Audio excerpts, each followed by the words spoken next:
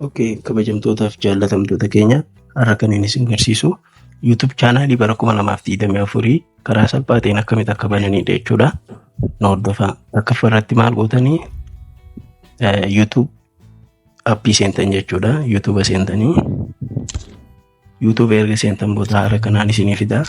Yeroo haala kanaan isinii fide maal gootanii iddoo profaayilii jedhu iddoo jalaa kanayyuu kan jiru kanarratti tuqxan jechuudha. Kallattii mirgaatiin iskiriina keenya irra jalarra kan jiru jira. Isa kanarratti gaafa tuqxan immoo maaltu isinii dhufa? Mallattoon siitingiidha. Kallattii mirgaatiin gubbaa mataa iskiriina irratti argama jechuudha. So isa kanarra ni tuqxanii gaafa tuqxan immoo jeneraal kan jiru jira, akkaawunti kan jiru jira, gubbarraa gadiitti jira jechuudha. Kanarraa kamirratti tuquu qabdanii akkaawunti kan jiru kanarratti tuqxanii jechuudha. Ni tuqna. San booda maaltu jira? Mallattoon ida'uudha. Akkaawunti kan jiru kana eega seenne boodarra mallattoon ida'uudha. Kallattii mirgaatiin iskiriina keenya gama gubbarratti argamti jechuudha. So maaliin godhaa? Isa kanarrattiin tuqaa jechuudha. So eegan tuqe maalii? Pinii fayyadaminaan jaa yookaan immoo ashaaraa harka keessaniitiin illee banuu dandeessanii jechuudha. Eegan tuqee booda immoo paaswordiitti ni banaa. San booda maalii? Iimeela yoo qabaatte iimeela keessan iddoo bakka banaa kanarra neetanii yoo iimeela hin qabaanne immoo iimeela create account kan jiru kanarratti tuqxanii jechuudha. So anammoo maaliin godhaa? Iimeela akka hin qabnetti hojjedha jechuudha. Namoota iimeela illee hin qabneef hin hojjedha jechuudha. So create account kan jiru kanan tuqaa jechuudha. Create account tuqee for my personal use, for work or my business jaa. So YouTube accounting lamaa jira jechuudha. Inni tokko maalii? Kan mataa keessanii wantoota garaagaraa kan ittiin ilaaltanii fi inni biraa immoo hojiilee garaagaraa maallaqa kan irratti hojjettan akkasuma biizinasa garaagaraatiif kan hojjettanidha jechuudha. So kan inni isin hubanu amma kan hojiidhaati. Isa lammaffaarra jiru kana jechuudha. For work or my business kan jiru kanarratti ni tuqxanii jechuudha.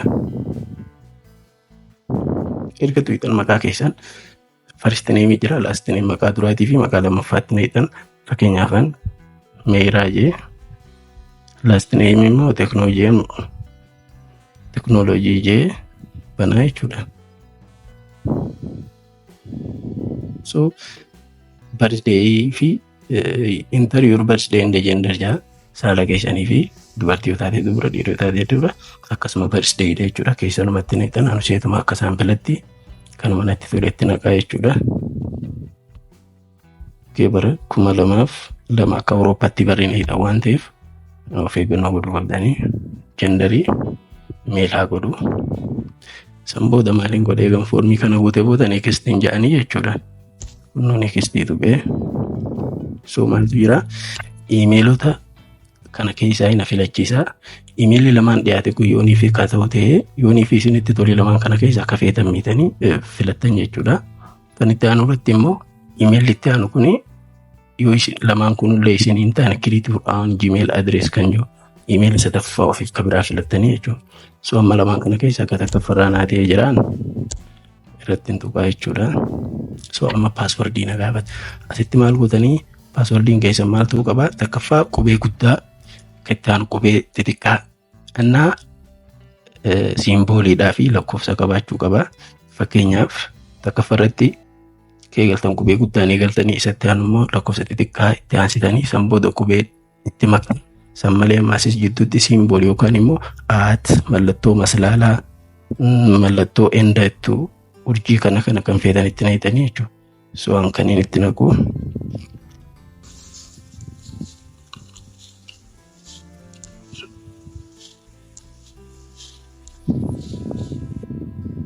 kunoo anillee naqeen jira.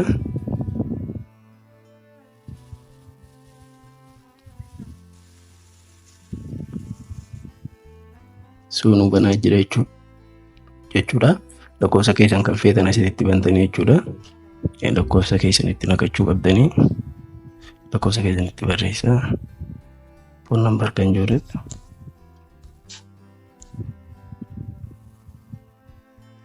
amma wanta nu naqee jira waan ta'eef amma Google-itti nu ergaa jira jechuudha.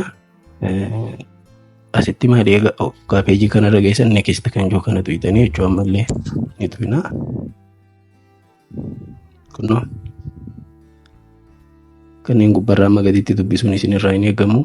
Gad harkistanii jalarraa ol maal gootanii I agree kan jiru kana deebitanii tuwitanii jechuudha.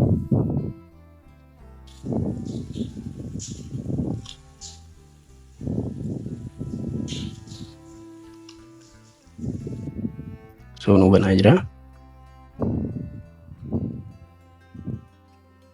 Googleedhaan wal qabsiisaa jira jechuudha amma.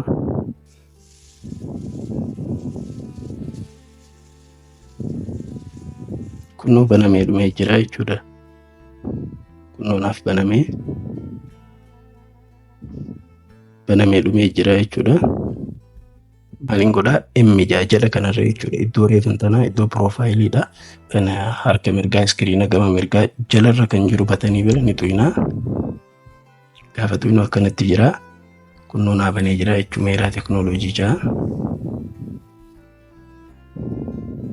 Kunoo maqaan meeraa teeknooloojii jaa kan inni itti handle yookaan immoo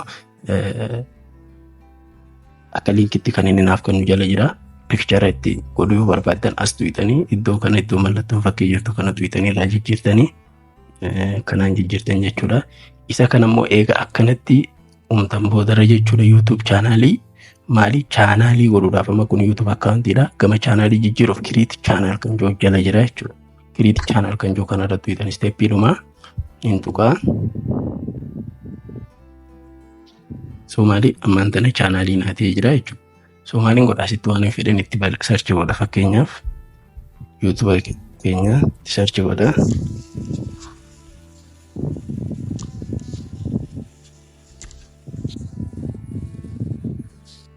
Kunoo YouTube chaanaalii kiyya search gaafa goonu nu fidee jira jechuudha. Kan duraanii haala kanaan viidiyoolee nuti hojjennee jirullee akkana jedhan wanti godha jechuudha.